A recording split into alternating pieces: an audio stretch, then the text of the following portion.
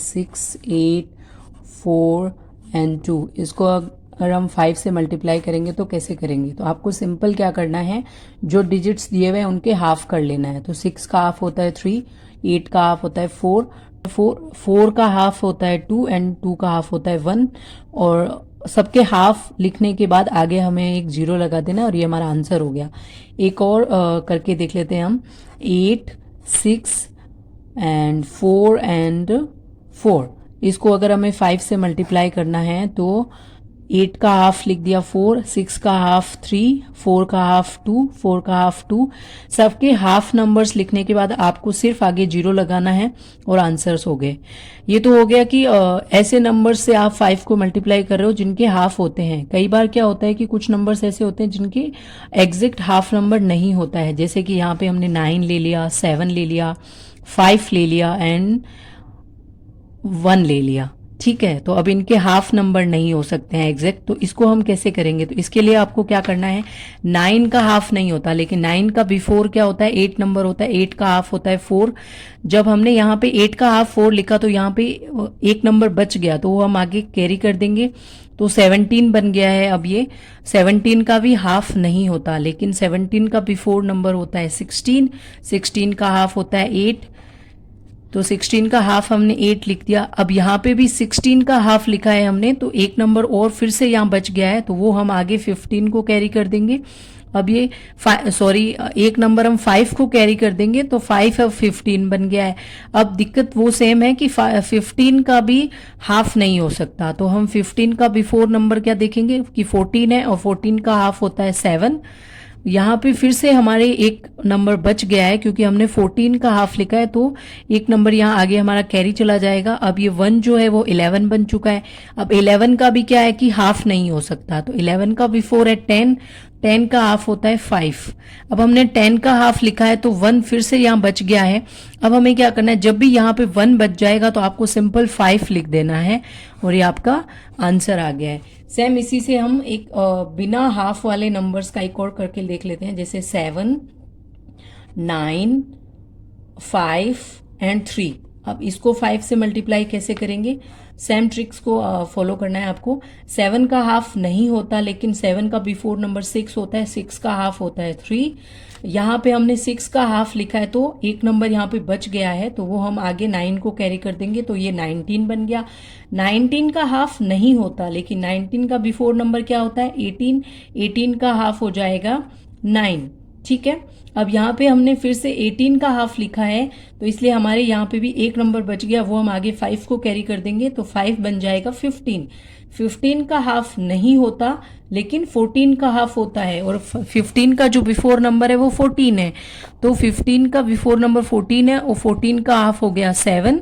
यहाँ पे भी हमारे, क्योंकि हमने 14 का हाफ लिखा है, तो यहाँ पे एक नंबर कैरी बच गया, वो हम 3 को कैरी कर देंगे आगे, तो अब 3 जो है वो 13 बन चुका है।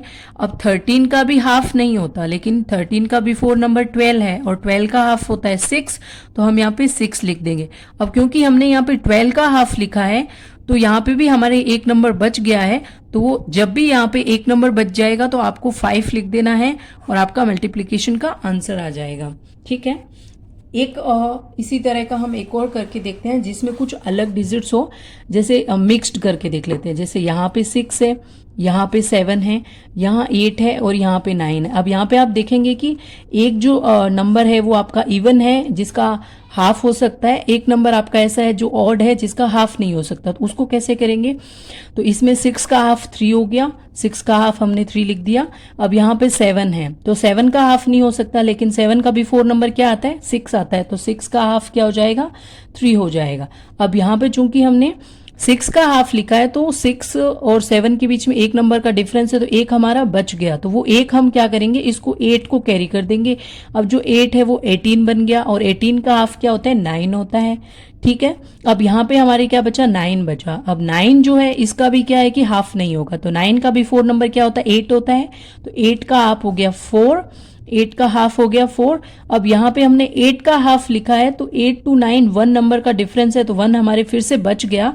जब भी यहाँ पे 1 बचेगा आपको सिर्फ 5 लिखना है और हमारा आंसर आ जाएगा।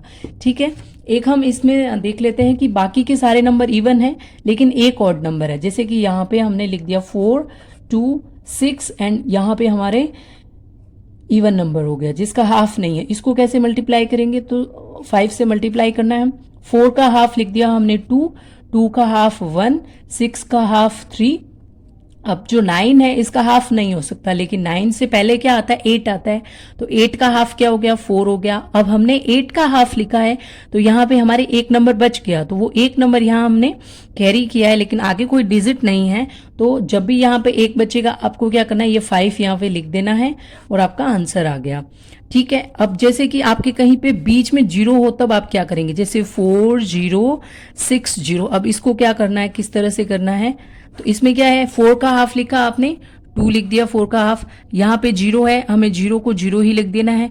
6 का हाफ 3 होता है, 3 लिख दिया। यहाँ पे 0 है, हमने 0 ही लिख देना है। अब यहाँ पे कुछ नहीं बचा है और आपको पता है कि सब जगह पे हमने 0, 0 एक नंबर लिखा है, तो हमें यहाँ पे 0 लिख देना है और ये हमारा आंसर आ गया। ठीक है, इस तरह से आपको करना है।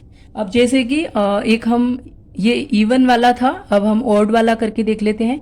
जैसे कि यहाँ पे 9 है, फिर 0 है, फिर 7 है, फिर 0 है, तो इसको कैसे करेंगे। अब यहाँ पे 9 का हाफ नहीं हो सकता, लेकिन 9 का बिफोर नंबर 8 है, 8 का हाफ 4 हो गया। अब क्योंकि हमने यहाँ पे 8 लिखा, 8 का हाफ लिखा, तो यहाँ पे 1 हमारे बच गया, तो वो हम आगे कैरी कर देंगे। अब जो ये जो 0 है ये क्या बन चुका है, 10 बन चुका है। अब 10 का हाफ कितना होता है, 5 होता है। यहाँ पे ये हमारा 7 है, 7 का हाफ नहीं होता, लेकिन 7 का बिफोर होता है 6, 6 का हाफ कितना होता है, 3। यहाँ पे हमने 6 का हाफ लिखा है, इसलिए एक और नंबर हमारे यहाँ बच गया जिसे हम आगे कैरी कर देंगे, तो ये 10 बन चुका है। 10 का हाफ हमारे पास 5 होता है। यहाँ पे हमारे कोई नंबर नहीं बचा है, इसलिए हमें यहाँ पे 0 लिख देना है और ये हमारा आंसर हो गया। अब एक आपको होमवर्क है जो आपको खुद से करना है कि 6, 9, 4 एंड 3 को 5 से मल्टीप्लाई करेंगे तो क्या आंसर आएगा, और इसे आपको कॉमेंट करना है। ठीक है, इसे यहाँ पे आंसर को कमेंट करना है। एंड आपको ये वीडियोस अच्छी लग रही है तो please like, subscribe and share. Thank you, thanks for watching.